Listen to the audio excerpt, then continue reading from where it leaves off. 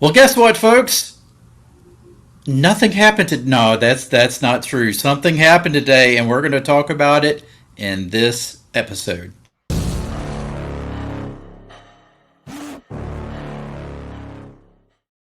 Folks, welcome back to another video here on the Washington Football Maniacs channel. I am your host Greg Sykes along with my co-host Brandon Scott.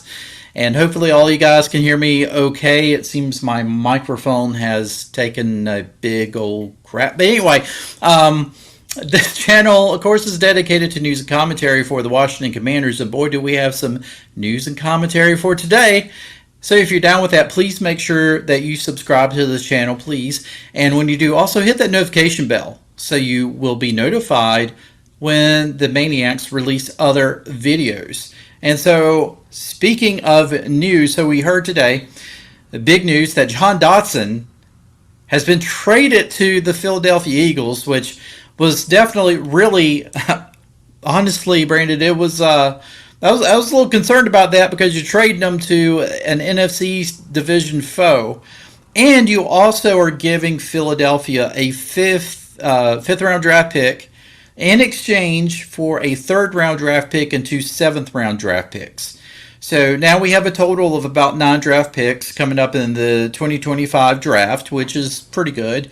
You know, we got a little bit of wiggle room right there to where we can wheel and deal and whatnot. But we did have to give Philly a draft pick along with Jahan Dotson. So now, you know, certainly everyone's like, okay, we kind of understand that Jahan Dotson wasn't having his best training camp.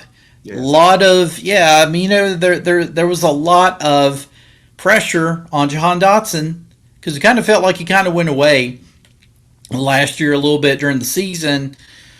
But then again, you know, the way that Eric Bieniemy was calling an offense was just horrible to begin with. But this is not about Eric Bieniemy. Anyway, so Jahan Dotson being traded to Philly. What is your take on this, Brandon? I mean, it was a little shocking, but at the same time, I figured, honestly, I thought, okay, you know, Dyami Brown's gone, obviously, right? Well, no, Dyami Brown has had a pretty good training camp. You know, he seems like he's starting to develop a pretty good repertoire with Jay Daniels, vice versa. So, you know, maybe Dyami Brown is having his breakout year. We're going to have his breakout year this year. And of course, we got Luke McCaffrey that we had drafted, who I think has had, you know, he's done everything I think he needed to do to make the 53-man roster, and of course he's going to make it. But Oh yeah. if you are going to, if you're Adam Peters, obviously, you know, after this move, Brandon, who are your top 3 or top 4 wide receivers? Ooh, couple good questions, man. Couple good questions. Kind of go through my reaction real quick. I think it highlights two main things. Number one, they don't expect to compete. I mean, especially when you trade in your own division, especially the Philly. You know, you don't trade, Jahan Dawson to a team that you want to compete against if you're intent on competing. So I think they know that they're kind of in that gray area where they're not going to be officially rebuilding, but they're not going to be officially competing. They're kind of just retooling. And number two, that the Ron Rivera era was that abysmal. It was that bad because, you know, we were talking about before we got on there, man. I mean, if you look at how many picks that are on the team anymore or could potentially not be on the team this year, it just shows how bad of a talent evaluator Ron Rivera was.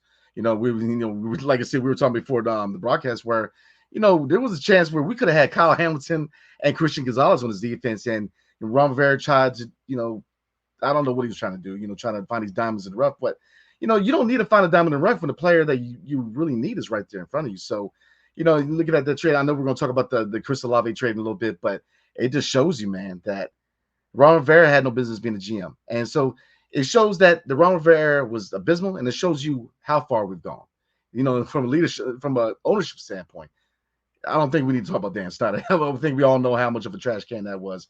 But then you look at, new owner, new GM. Now we have a legit GM. So Adam Peters is a guy who shown that he's putting a stamp in his front office. He's definitely bringing in his guys.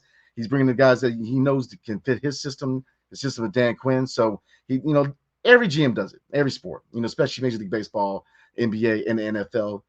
GMs come in, they put the stamp on the front office. You see it with the Wizards right now with Will Dawkins, and then Mike Rizzo did it with the Nats. So I'm not surprised he's putting his own spin on the roster, and he should. But this shows you how bad it was under Ron Rivera.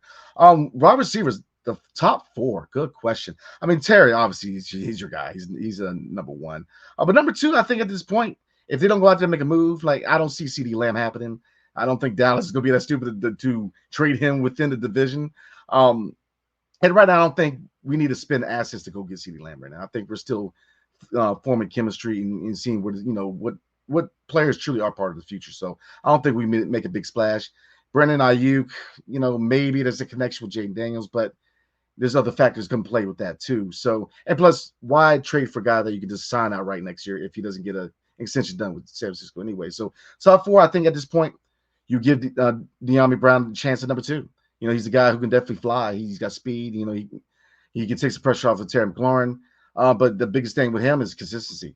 So this is, if he gets a number two job, it's time for him to show what he can do. I think Luke McCaffrey's going to be good in the slot. And four, that's a good question. I mean, Jamison Crowder, special teams guy. Tinsley's a guy out there. Zacchaeus, man, he's another guy. So that's a decision, man. I don't envy Adam Peters and Dan Quinn, man, because you got guys who've shown that they can play some good football in preseason, and we still got another preseason game to go. So that shows you how important this third game could be. So that's kind of the direction I'm going, Greg. Yeah, and I think that there's a possibility that maybe we keep 6 wide receivers. That's probably what's going to happen. So yeah, Terry being wide receiver number 1. Number 2 is going to be interesting. I think Dyami Brown is going to have a breakout season. He went from honestly my bubble guy to he's come on during this training camp. He's had a really good training camp, so maybe he winds up being the number 2 guy now. Luke McCaffrey, like you said, going to be a slot guy more than likely. And then you got other guys like Jamison Crowder, Zacchaeus, like you said, Tinsley. I know we got Pringle. We got guys like that. At least 1 or 2 of those guys will not be on this roster by the end of the last preseason game. But I mean, it's still not a bad group of wide receivers. But I know a lot of people right now are thinking that Brandon Aiyuk is going to be. They're making room for Brandon Aiyuk. They have to be making room for him. And I mean, who knows? But again, I think you're doing that if you think you're going to compete this year.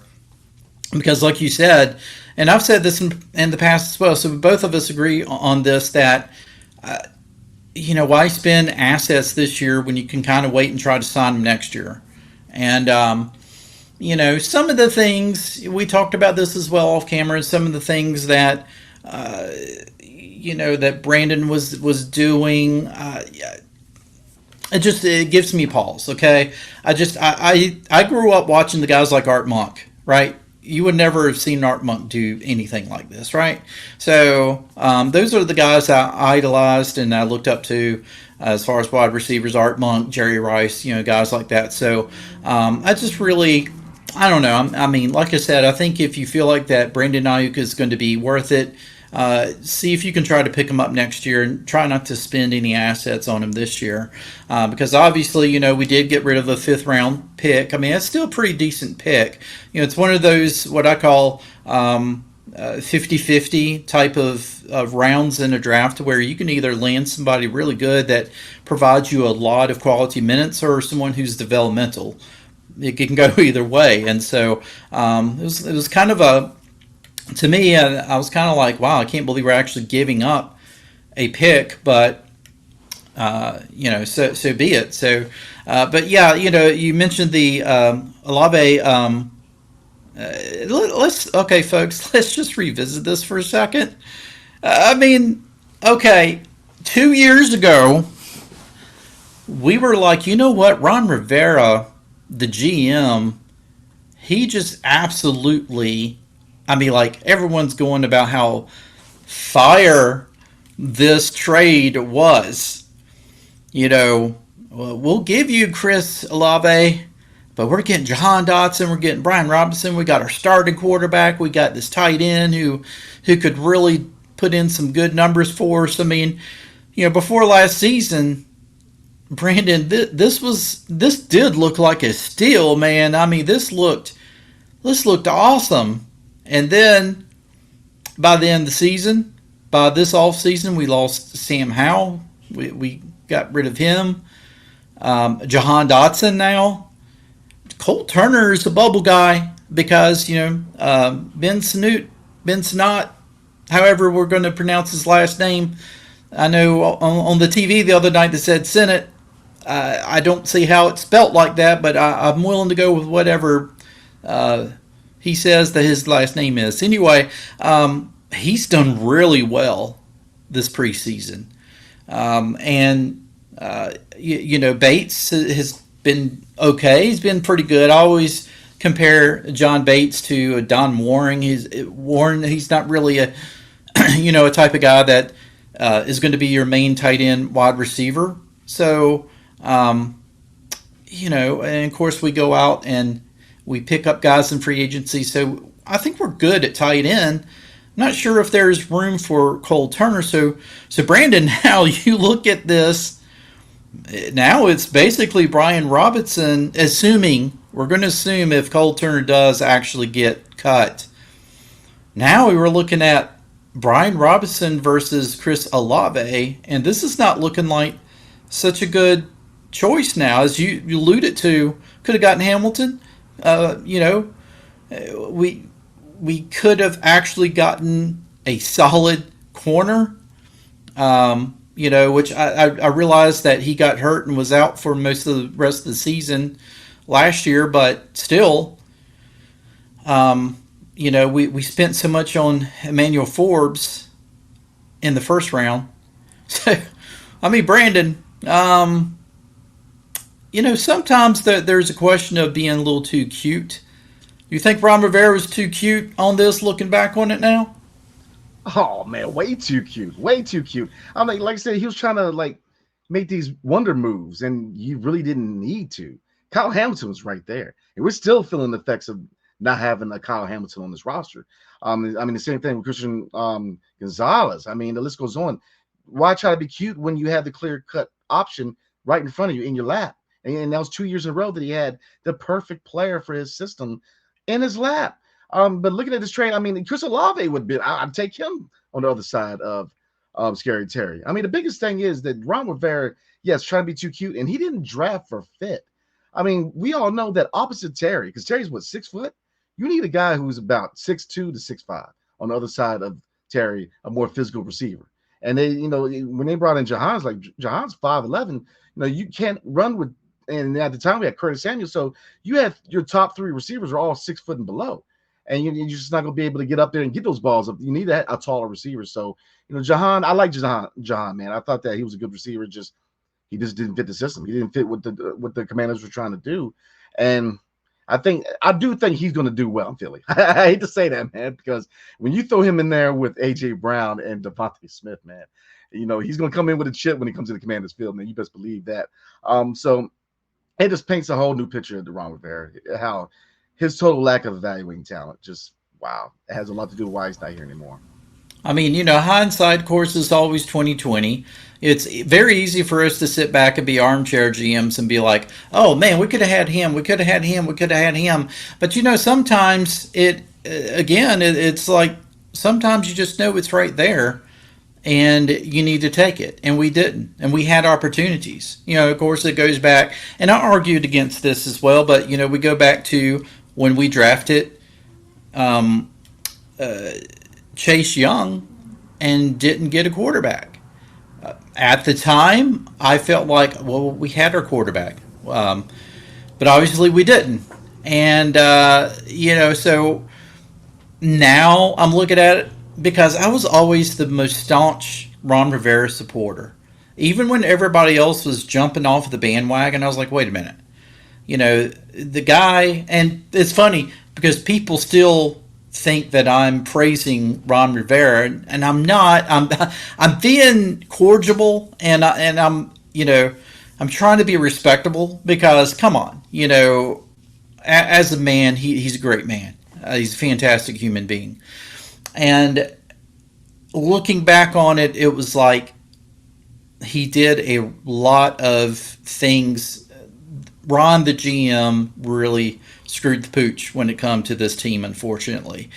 And that's the reason why the team never got over the hump. That's the reason why they every single year the best they could do was 500, actually a little bit below 500. They never could turn the corner. And so yeah, Ron Rivera really messed this team up. And again, there could have been, we could have had a franchise quarterback, we could have had a franchise corner, things like that. So yeah, Brian Robinson may wind up being one of the very few guys that really made it from the Ron Rivera era. Because I mean, again, Terry McLaurin was here before Ron Rivera. So, Jahan Dotson, I really liked him. I thought he was going to. I've always said he's 1A or he's 1B to Terry McLaurin 1A. And then after that rookie season, it seemed like it kind of went away. And then I'm like, well, it's Eric Bieniemy. His play calling's horrible, and we all still agree on that, right? I mean, when you look at it, look at what Sam Howell might be. Sam Howell looks like he may be the starter in Seattle. He had a really good preseason game, the last game, and I mean, some people said, yeah, he still kind of looks like he's a little shell shocked from what Eric Bieniemy and company put him through last year. But if he turns around and he has a really good season with Seattle, then in a way, it kind of is retribution to guys like me. And I'm not a howler, but at the same time, I wasn't turning my back on. I was like, look, you can't say that this guy just all of a sudden forgot how to play football. I mean, he played really well, and then all of a sudden, it just caught up with him. They were not running the football. Every time Brian Robinson got the football, he made something out of it, and then they went away from it. And we're already seeing it in the preseason. Brian Robinson is running mad. He's running angry, and he's picking up chunk yards every time he got the football. And so I think out of the Ron Rivera era, out of that trade there, this trade right here, Brian Robinson is maybe going to wind up being a win out of all of this, and he's the only one, unfortunately. But it's still, as much as I love B-Rob, it doesn't outweigh what Seattle got with Chris Olave, and it doesn't outweigh what the Commanders could have gotten out of these other drafts. So yeah, I mean, Jahan Dotson, how much of a factor? So you think he's going to be a factor with Philly? How much of a factor do you think he's going to be? Oh, a huge factor because I mean he's best for the slot, 5'11".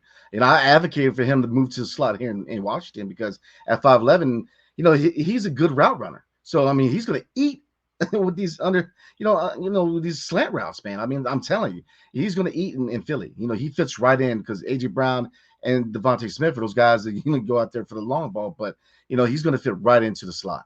And that's why I said, that was one thing I was looking forward to this season. I said, look, put Jahan Dotson in the slot and go find a bigger receiver. And I said it before the draft. I said in this draft this was a wide receiver heavy draft. Go get a physical receiver that is around 6'3" to 6'5" that put opposite Terry. And so you have that physical guy to take a lot of pressure off Terry, man, because look, Terry's going to get double teamed. Look, McCaffrey has a lot of potential, man, but outside of that, you have a lot of improvements. Pringle, I do like Pringle. I like Tinsley.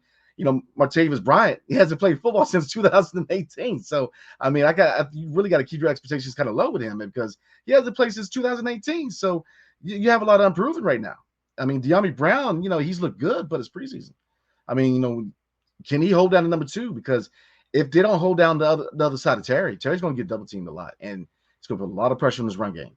And, looking at Brian Robinson, like you said, Brian Robinson has a lot to prove too. He has to get 1,000+ yards this year because if he doesn't, then they're going to be looking at running back because you're looking at a whole new era in the NFL when it comes to running backs. You see very few running backs being re-signed to second contracts. And the reason for that, because you can go ahead and go in the draft and get another one. So I think that Brian Robinson, I do like Brian Robinson. I think he's a really good running back, but he has a lot to prove. They're going to give him a lot of opportunities, and I think Eckler's going to take a lot of pressure off him. They're going to use Eckler, third downs, passing down, so get a lot of pressure. And so pretty much this is a year to be a running back, be a hard-nosed runner. And so I'm definitely looking forward to see, if he could be 1,000-yard back. But Jahan Dotson is going to play well in Philly, in my opinion. I hate to say that because I hate the Eagles, man.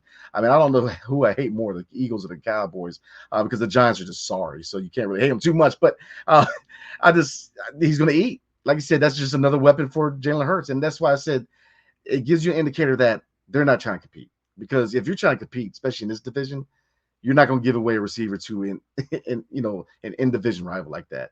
It tells you that they're right now they're looking to establish a lot of camaraderie around these guys. The chemistry is a big key this year because people are very motivated. And you should be. Jaden Daniels gives you a lot of reasons to be motivated, but there's gonna be a lot of growing pains, man. I mean, it's gonna be a lot of growing pains this year. There's gonna be a lot of up and downs because again, you have a lot of new players, new GM, new coaching staff. Everybody has to gel together. So receiver, man, I can understand why they moved on from Jahan because the fit wasn't there.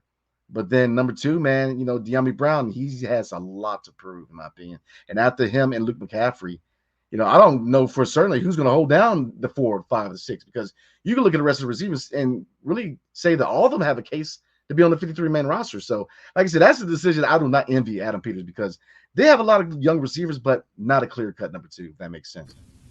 Well, and let's also remember, when we're talking about Jamison, Crowder, and then guys like Pringle, these were guys that were picked up in mid-season. So who knows what this is going to look like come mid-season? You get some injuries and things like that. Who knows what we may pick up? But speaking of the season, I did want to show this real quick. Not that, but let me really quickly show exactly what I was trying to show. Let me just, folks, it's technology. And even though I am a technology person, this doesn't always go as planned. Here we go. So, folks, hopefully you can kind of see that. Maybe you're not watching this on a little, smartphone. But anyway, I just wanted to point this out real quickly. The Commanders first play the Eagles on November the 14th. Okay, it's a primetime game. And so we've got circle that because if Jahan Dotson is still, if he's playing good and he's still healthy at that point, let's see what happens because, you're starting to get toward the last, well, you're in basically the last part of the season. And so hopefully at this point, things are kind of starting to gel. We're kind of starting to see a little bit of what this team is going to look like in the future. And so maybe by then, maybe we'll find out, Brandon, that it wasn't such a bad move. I mean, right now, we just like last year before the season, everything looked great. Felt like all of the choices that Ron Rivera had made were great choices. And then, of course, you get into the regular season and things just kind of went downhill. So let's see what the choice of giving up Jahan Dotson does for us come November the 14th. That's going to be the first time, again, barring any injuries, that we will see Jahan Dotson. And and that's kind of a good thing because I kind of feel like if we played the Eagles early in the season, that he would probably, I mean, he's fresh at that point, right? So he'd probably tear us up. Let's see how things go. You get toward the end of the season, there's a little bit of an equalizer, and also you look at this, and we're going to do a video on the season, so I'm not going to get too far into this, but we're not really playing a lot of our NFC East foes early in the season, with the Giants early in the season, and then we got the Giants in November and the Cowboys.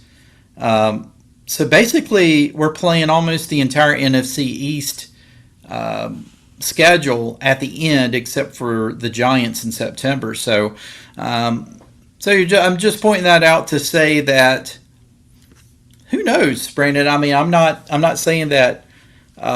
This team is going to surprise us all, and we're going to wind up winning 10 games. But a lot of times, the reason why that this team doesn't win more than 7 or 8 games is really has to do with how they play within their own division, and we're really not going to see that until toward the end of the season. And that's kind of a good thing for this Commanders team this year because simply the fact that most of the season will be over, and they will, probably toward the end of the season will really make or break what happens in 24 for the Commanders. But I'm like you, I still feel like this was a move that was just to say that we're not going to win anything this year, so we're just going to go ahead.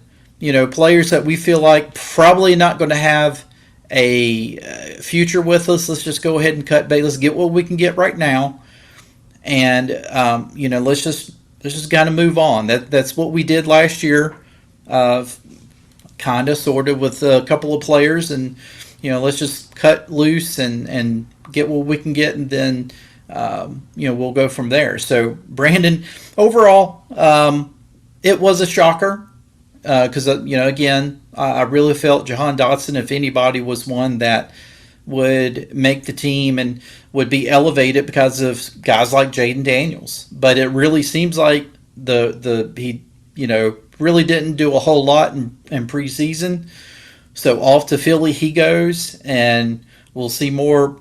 I mean, I'm assuming we'll probably see some more of Dyami Brown in the final preseason game. We'll definitely check out some of the other wide receivers and see what we got in those. And who knows, maybe we pick up somebody before the season starts.